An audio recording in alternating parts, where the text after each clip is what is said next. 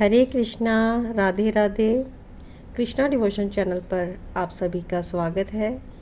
हम सभी विशाख मास में विशाख महात्म्य की कथा श्रवण कर रहे हैं। हमने कल के वीडियो में राजा अम्बरीश जी और नारद जी के संवाद से भक्ति के विषय में श्रवण किया। किस प्रकार की भक्ति उत्तम होती है और किस प्रकार भक्ति के प्रकार होते हैं। तो आप सब ने वो वीडियो श्रवण कर लिया होगा, ऐसी मेरी आशा है। और आज हम उसके आगे ही कंटिन्यू करते हैं।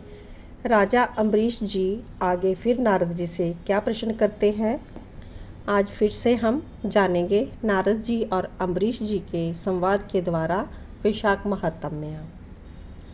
राजा अम्बरीश जी ने कहा कि सभी महीनों को छोड़कर विशाख मास की इतनी प्रशंसा लोग क्यों करते हैं, उसी को सब मासों में श्रेष्ठ क्यों बतलाते हैं। यदि माधव मास सबसे श्रेष्ठ और भगवान लक्ष्मीपति को अधिक प्रिय है तो उस समय स्नान करने की क्या विधि है। विशाख मास में किस वस्तु का दान करना चाहिए, कौन सी तपस्या करनी चाहिए और किस देवता का पूजन करना चाहिए। हे कृपानिधि, इस समय किए जाने वाले पुण्य कर्मों का आप मुझे उपदेश दीजिए। नारद जी ने कहा, मैं तुम्हें माधव मास की विधि का वर्णन करता हूँ। पहले तो जीव का भारतवर्ष में जन्म होना ही दुर्लभ है और उससे भी अधिक दुर्लभ है मनुष्य की योनि में जन्म। और मनुष्य होने पर भी अपने अपने धर्म के पालन में प्रवृत्ति होनी तो और भी कठिन है। और उससे भी अत्यंत दुर्लभ बात है कि भगवान वासुदेव में भक्ति और उसके होने पर भी माधव मास में स्नान आदि का सुयोग मिलना। माधव मास लक्ष्मीपति को बहुत प्रिय है और विशाख मास को पाकर जो विधि पूर्वक स्नान, दान, जप आदि का अनुष्ठान करते हैं वे मनुष्य धन्य और कृतकृत्य हो जाते हैं। विशाख मास के एकादशी से लेकर पूर्णिमा तक के अंतिम 5 दिन है, वे समूचे महीने के समान महत्व रखते हैं। जिन लोगों ने विशाख मास में भांति भांति के उपचारों द्वारा मधु दैत्यों के मारने वाले भगवान लक्ष्मीपति का पूजन कर लिया, उन्होंने अपने जन्म का फल पा लिया। ऐसी कौन सी अत्यंत दुर्लभ वस्तु है जो विशाख के स्नान और भगवान के पूजन से नहीं प्राप्त होती। विशाख मास में प्रातः स्नान करने से अनेक जन्मों की उपार्जित पाप राशि नष्ट हो जाती है। यह बात नारद जी को ब्रह्मा जी ने बताई थी। भगवान श्री विष्णु ने माधव मास की महिमा का विशेष प्रचार किया है।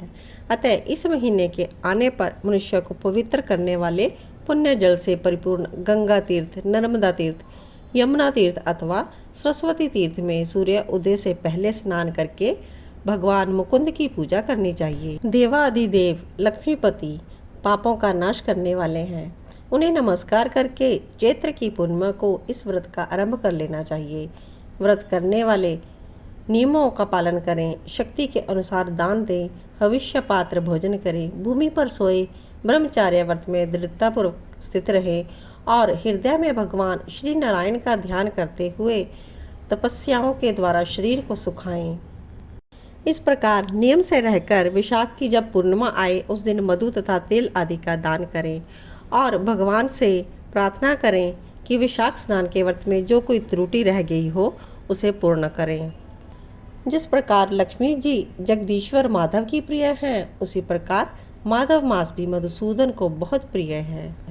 अब आगे राजा अम्बरीश पूछते हैं कि स्नान में परिश्रम तो बहुत थोड़ा सा है, फिर भी उससे अत्यंत दुर्लभ फल की प्राप्ति होती है। मुझे इस बात पर विश्वास क्यों नहीं होता, मुझे मोह क्यों हो रहा है। नारद जी ने कहा, तुम्हारा संदेह ठीक है। थोड़े से परिश्रम के द्वारा महान फल की प्राप्ति असंभव सी बात से लगती है, लेकिन फिर भी इस पर विश्वास करो, क्योंकि यह बात ब्रह्मा जी ने बताई है।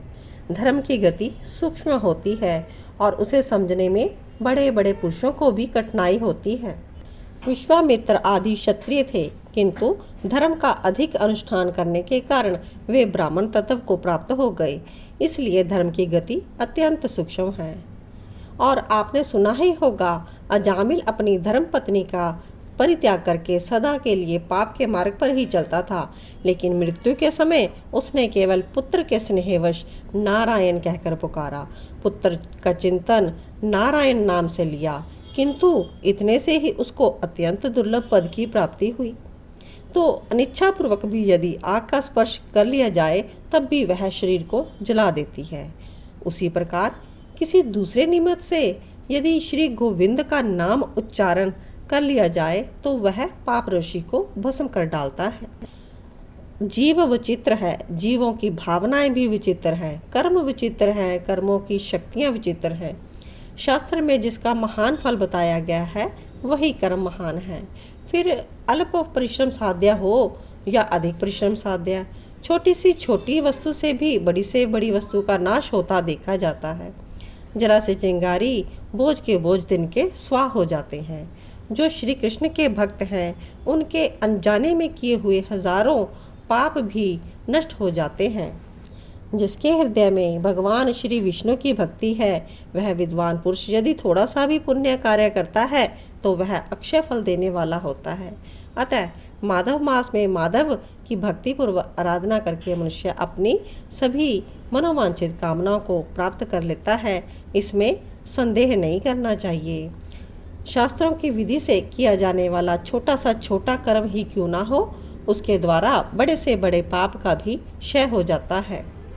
भाव और भक्ति दोनों की अधिकता हो तो फल में भी अधिकता हो जाती है। धर्म की गति सूक्ष्म है, वह कई प्रकारों से जानी जाती है।